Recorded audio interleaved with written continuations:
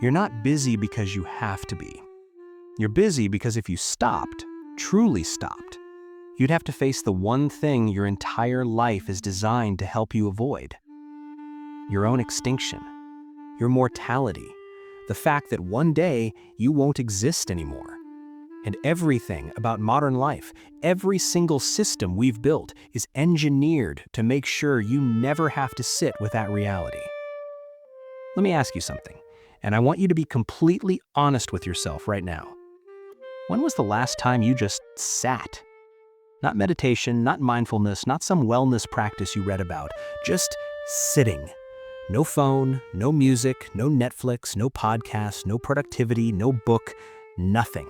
Just you and the silence and your thoughts. 5 minutes ago, last week, last month, never, can't remember. That's not an accident. That's not because you're busy. That's because you're terrified of what happens when you stop. See, we've built a world that's incredibly efficient at one thing, making sure you never ever have to be alone with the reality of what you are. A temporary arrangement of atoms that will one day stop being you. A consciousness that will simply cease. A perspective that will vanish as if it never existed. And today, I'm going to show you exactly how deep this rabbit hole goes. I'm going to show you the machinery, the system, the beautiful, terrifying conspiracy that keeps you asleep. And I'm warning you right now, once you see it, you can't unsee it. Your whole life is about to look different. The way you work, the way you play, the way you consume, the way you love, all of it is about to be recontextualized through this one lens. So if you want to stay asleep, if you want to keep living in comfortable ignorance, close this video now. But if you're ready to wake up, if you're ready for the truth, then let's go. Let's start with an uncomfortable truth. You are the only animal on this planet cursed with the knowledge of your own death. Think about that for a second. Really let it sink in. Your dog doesn't know he's going to die. He doesn't lie awake at night thinking about his non-existence. The birds outside your window, they're not having existential crises about the meaninglessness of building nests. Even the smartest primates, chimps, dolphins, orangutans, they live entirely in the present moment. They experience fear, sure, they run from predators, but they don't conceptualize their own non-existence. They don't understand that they're temporary. They don't carry the weight of knowing that everyone they love will die, that everything they build will crumble, that their entire existence will be forgotten. But you know. You've known since you were a child. Maybe you were 5 years old when it hit you that mommy and daddy would die someday, that you would die someday, that everyone and everything you've ever loved will be erased. I remember when it hit me. I was lying in bed, maybe 6 years old, and suddenly I understood that I wouldn't exist forever, that there was a time before me, and there would be a time after me. And I felt this crushing, suffocating terror, this cosmic loneliness, and I ran to my parents crying, and they comforted me and distracted me and helped me forget. And that realization, psychologists call it the wound, the original trauma, the crack in your psyche that never fully heals. The psychiatrist Ernest Becker wrote an entire book about this called The Denial of Death. And in it, he argues that this knowledge, this awareness of our own mortality, is so psychologically devastating that our entire civilization is essentially one massive coping mechanism. Everything, your career, your relationships, your Netflix subscription, your Instagram feed, the new car you're saving for, the promotion you're chasing, all of it, and I mean all of it, is partly motivated by one simple primal need: to not think about the fact that you're going to die and be forgotten. Now I know what you're thinking. That's depressing, that's nihilistic, that can't be true. But stick with me, because once you see it, you can't unsee it. And here's the thing, I'm not saying this to depress you. I'm saying this to wake you up. Because right now, you're living in a beautiful, elaborate prison, and you don't even know you're in it. So how does it work? How does society keep you distracted from the void? Let me break down the machine, the system, the thing that's been running your life without you noticing. Let's start with work. You spend what, 40, 50, 60 hours a week working? And that's just the official time. That's just what you log. How many hours do you actually spend thinking about work when you're not working? Checking emails at dinner? Lying in bed planning tomorrow's presentation? Planning tomorrow's meeting in the shower? Stressing about deadlines at 2 a.m.? Dreaming about work problems? Sunday night anxiety? Monday morning dread? The constant background hum of work-related stress that never quite goes away? We call it hustle culture, grinding, building an empire, securing the bag, getting that bread. We romanticize it. We make motivational Instagram posts about it. We wear our exhaustion like a badge of honor. I'm so busy, I'm so tired, I barely slept. As if being busy makes us important, as if being exhausted proves we matter. But let me tell you what it really is. It's terror management. It's death denial dressed up in a suit and tie. See, when you're busy, truly busy, you don't have time to think about the big questions. You don't have time to wonder if any of this matters. You don't have space for existential dread to creep in. You don't have mental bandwidth to contemplate the fact that you're going to die. You're too focused on the next deadline, the next meeting, the next promotion, the next quarter's numbers. And society loves this about you. They've convinced you that being busy means you're important, that constant productivity equals worth, that if you're not exhausted, you're not trying hard enough, that if you have free time, you're lazy, that rest is something you have to earn, that doing nothing is shameful. But here's the brutal truth, and I need you to really hear this. Your boss doesn't care if you die tomorrow. I'm serious, they don't. The company will post your job opening before your funeral is over. They'll have interviews scheduled before you're in the ground. That project you're stressing about right now, the one keeping you up at night, it'll be irrelevant in 6 months. That presentation you're perfecting, no one will remember it next week. That email you're agonizing over, it doesn't matter. None of it matters in the way you think it does. But you can't think about that, because if you did, you'd have to confront the fact that you're trading the limited hours of your one life for what exactly? For what? A paycheck? Status? The approval of people who are also gonna die and won't remember you? A title on a business card?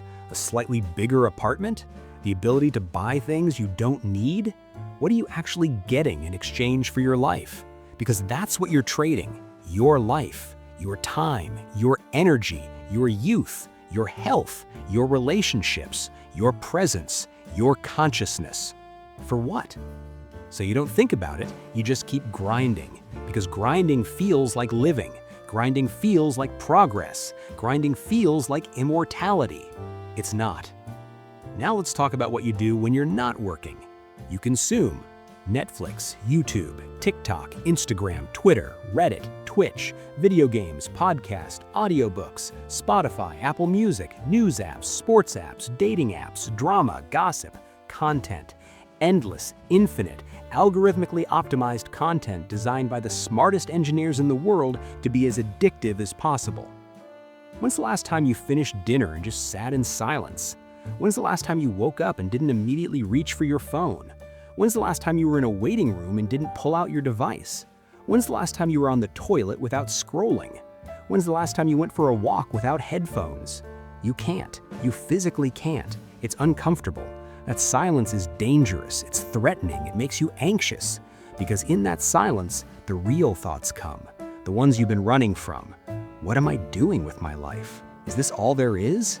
Am I happy? Am I living or just existing? What happens when I die? What's the point of any of this? Why does nothing feel like enough?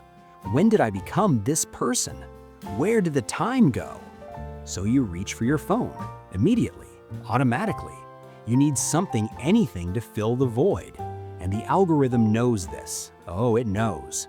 Every app on your phone is engineered by teams of psychologists and data scientists whose entire job is to keep you scrolling, to keep you watching, to keep you distracted. Not because they're evil, but because a distracted population is a profitable population. You're not binge watching that show because it's good. You're binge watching it because stopping would mean being alone with yourself. You're not scrolling TikTok because the content is meaningful. You're scrolling because the alternative is confronting the uncomfortable reality of your own existence. The entertainment industry isn't selling you entertainment, it's selling you numbness. And then there's social media. Oh, social media.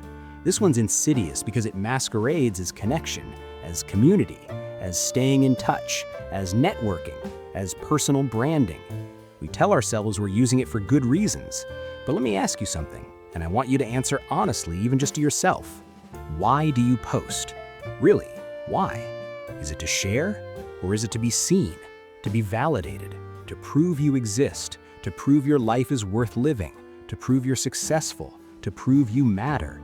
Every like is a tiny hit of dopamine that says you matter, you're important, you're real, you exist, someone saw you. Every follower is proof that you're not just a speck of dust on a rock floating through infinite space. You're somebody. People care. Your existence registers. Every comment is evidence that when you die, someone will remember you, someone will care. Your life will have meant something. You'll have left a mark. You won't just disappear into nothing. We're building digital monuments to ourselves, curating perfect lives, creating highlight reels, accumulating proof of our significance. Every photo is captioned, every moment is documented, every experience is shared, not because we want to remember it, but because others want to witness it. Because if a tree falls in the forest and no one posts about it, did it really fall? If you go on vacation and don't Instagram it, did you really go? If you achieve something and don't share it, does it count? But here's what nobody wants to admit. In 100 years, your Instagram will be gone. Your tweets will be deleted. Your TikToks will be unwatchable relics of a dead platform. And nobody will remember that vacation photo you stressed about captioning for 20 minutes. But you can't think about that. So you keep posting, keep scrolling, keep comparing your behind the scenes to everyone else's highlight reel. Because the alternative is admitting that none of this is permanent, that you're not building a legacy, you're building a distraction. Let's talk about stuff, material possessions, consumerism, the things you buy. Why do you want that new car, that bigger house, those designer shoes, the latest iPhone, that watch, that handbag, those clothes? Because I deserve it, because I've worked hard, because it'll make me happy, because everyone else has one, because I need an upgrade. Will it though?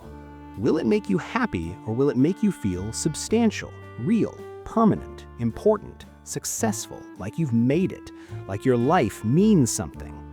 We buy things to feel like we're building something, accumulating, growing, progressing, becoming more, moving forward, leveling up. Because the opposite, the truth that we're actually decaying, declining, heading toward less, heading toward nothing, is unbearable. We can't face it. Every purchase is a little prayer, a little ritual, a little spell we cast. I'm not dying. Look at all this stuff I own. Look at all these things I've accumulated.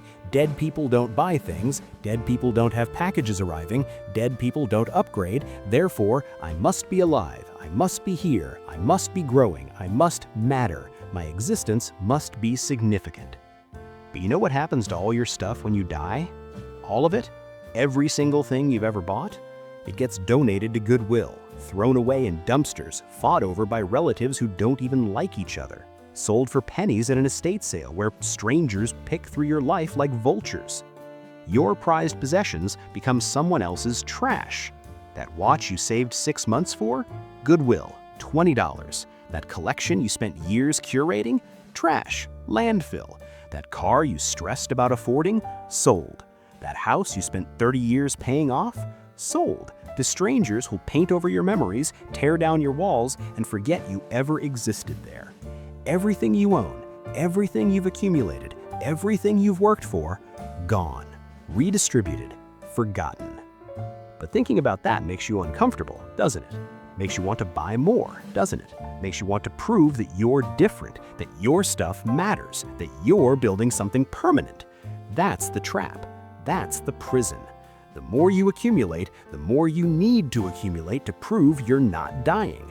It's a hamster wheel, and you're running faster and faster and getting nowhere. Here's where it gets really dark. Are you ready? Everything you think you want, the career, the relationship, the abs, the followers, the house, the respect, all of it is contaminated by death denial. Not entirely, not completely, but partly, significantly.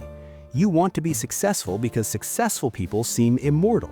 You want to be loved because loved people seem like their matter more, like their death would be a bigger tragedy.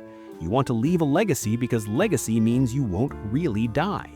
even your relationships, the people you love. Part of why you cling to them is because they're witnesses to your existence. They're proof you were here. And I'm not saying love isn't real. I'm not saying ambition is pointless. I'm saying it's all mixed up with this deeper terror that we refuse to look at, we refuse to sit with, we refuse to feel. You know what the most successful distraction is? The biggest lie we tell ourselves? I'll think about death later, when I'm old, when I have to. But that's the whole game, isn't it? You're always going to be too busy, too distracted, too entertained, too caffeinated, too medicated, too hustling. There will never be a convenient time to confront your mortality. So you won't. You'll work until you can't. You'll scroll until your eyes close. You'll accumulate until you run out of room. You'll distract yourself until the very end. And then one day, maybe in 40 years, maybe tomorrow, you'll be on your deathbed and you'll finally have nothing left to distract you. And you'll wonder, did I actually live, or was I just busy? Now here's the part that'll really mess you up. This isn't random, this isn't accidental, this isn't just how things turned out. The system, capitalism, social media, consumer culture, the 40-hour work week, actually the 60-hour work week, the education system, the healthcare system, the entertainment industry, all of it didn't evolve to make you live a meaningful life. It didn't develop to make you happy.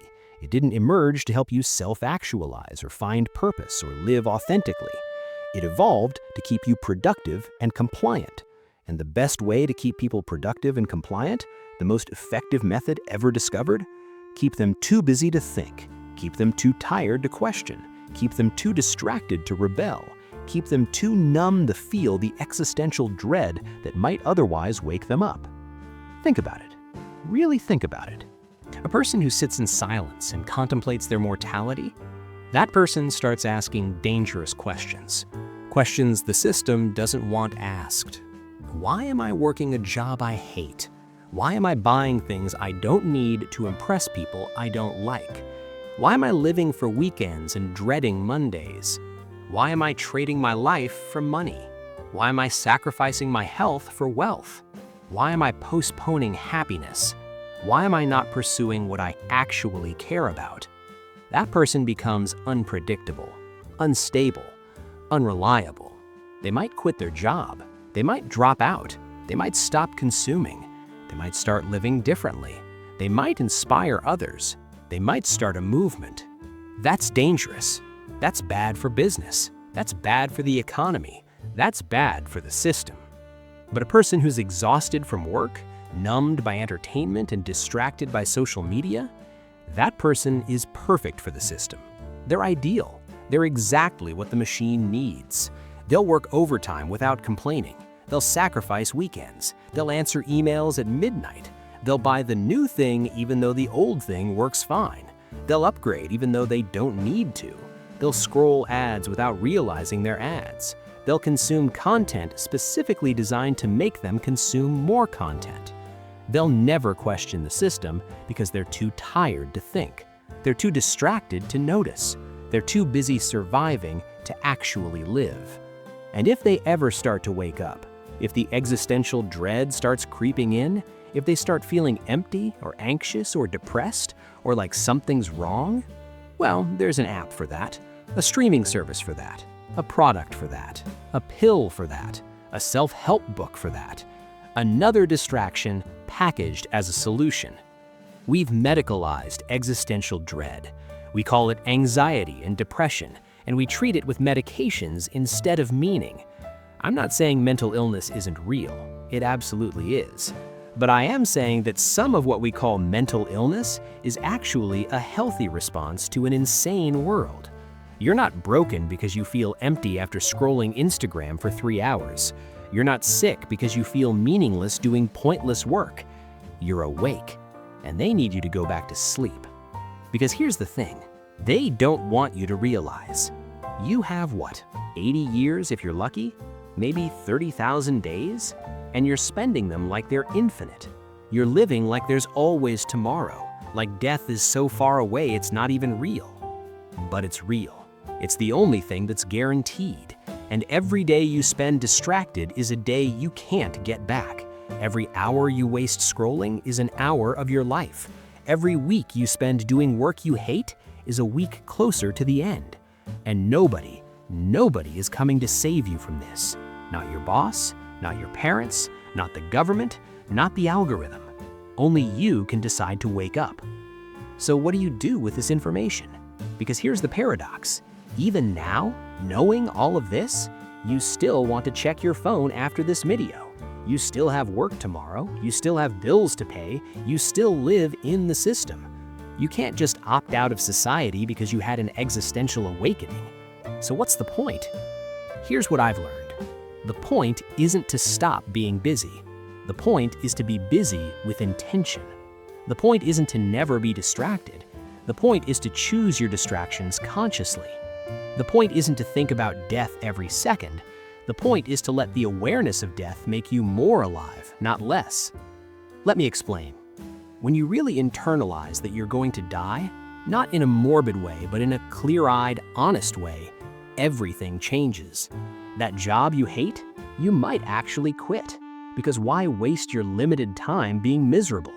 That relationship that's draining you, you might finally leave. Because you don't have forever to wait for it to get better. That trip you keep putting off, you might actually take it.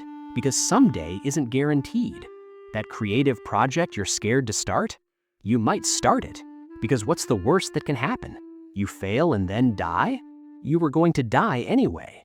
This is what the Stoics understood, what the Buddhists teach, what every wisdom tradition has been trying to tell us. Memento Mori, remember you will die. Not to scare you, not to depress you, to liberate you. Because when you truly accept that this is all temporary, that you are temporary, the little things stop mattering so much. The anxiety about what people think? Gone. They're going to die too. The fear of failure? Irrelevant. Success and failure both end the same way. The need for approval fades. Everyone who approves or disapproves will be dust. What's left is what actually matters. Love, connection, experience, presence, meaning. Not the fake Instagram version, the real thing. The moments when you're so absorbed in something, a conversation, a sunset, a piece of music, a kiss, that you forget about time completely. That's what the distraction is keeping you from. Not thinking about death, but being fully, completely, terrifyingly alive. So here's my challenge to you, and I'm serious about this. This isn't just rhetorical. This isn't just something to nod along to. Don't just watch this video, feel inspired for 3 minutes, nod along, and then immediately go back to scrolling. Actually do this. I'm challenging you right now, tonight, after you finish this video, turn off your phone for 1 hour. Not on silent, not face down, not in another room where you can still hear it buzz. Off, powered down, dead. No TV, no laptop, no tablet, no smartwatch, no distractions, no background noise, no safety nets. Just sit with yourself, just you and reality. And I'm warning you right now, it's going to be uncomfortable. It's going to be harder than you think.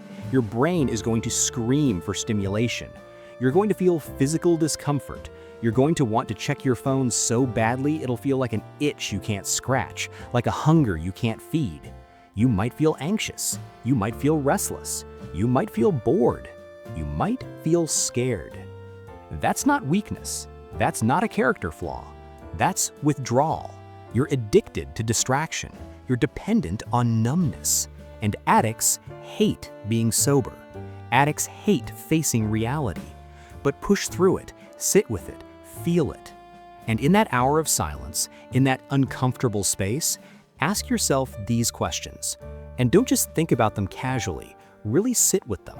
Write them down. Answer them honestly. If I died tomorrow, would I be happy with how I spent today? This specific today? What am I avoiding by staying busy? What would I do if I had 6 months to live? What would I stop doing? What would I start doing? What actually matters to me?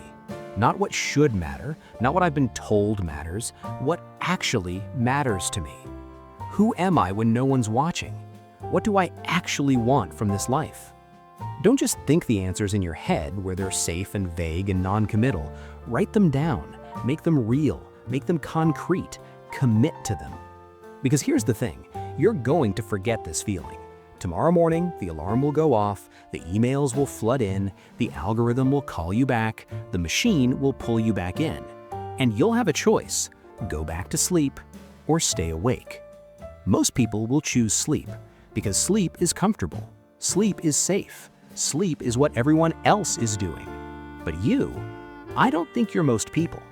I think you're someone who's felt the void, who's sensed that something is wrong, who's been looking for permission to question everything. This is your permission. You're going to die. Maybe in 60 years, maybe tonight. You don't know, but it's happening. And every moment you spend on autopilot is a moment you're not really living. So the question isn't, how do I avoid thinking about death? The question is, now that I know I'm going to die, how do I want to live? Look, I know this was heavy. I know it's dark. I know this isn't the usual YouTube video where I give you 5 easy tips and send you on your way feeling good and motivated and ready to crush your goals. This isn't that. This is the opposite of that. But I think you deserve the truth. I think you're smart enough to handle the truth. And the truth is brutal but necessary. We live in a world that profits from your distraction, that needs you numb, that requires you sedated, that works best when you don't think too deeply about anything, when you don't question too much, when you don't wake up. But you're not meant to live like that. You weren't born to be a content-consuming, wage-earning, dopamine-addicted, spiritually dead zombie shuffling through life on autopilot. You're meant to be alive, fully alive, messily alive, painfully alive, beautifully alive, terrifyingly alive. And the only way to get there, the only path forward, is to face the thing everyone else is running from, to look directly at what everyone else is avoiding. The fact that this is all temporary, that you're temporary, that everyone you love is temporary, that everything you build is temporary, that your entire existence is a brief flash of consciousness in an infinite universe. And that's not depressing. That's not nihilistic. That's not a reason to give up. That's what makes it matter. That's what makes every moment precious. That's what makes love real. That's what makes meaning possible. Next time you reach for your phone to fill the silence, next time you say yes to overtime instead of going home, next time you scroll past your life instead of living it, ask yourself, what am I really avoiding? And then maybe, just maybe, have the courage to sit with the answer. Thanks for watching, and thanks for being brave enough to think about this with me. If this resonated with you, share it with someone who needs to hear it. And if it made you uncomfortable, good.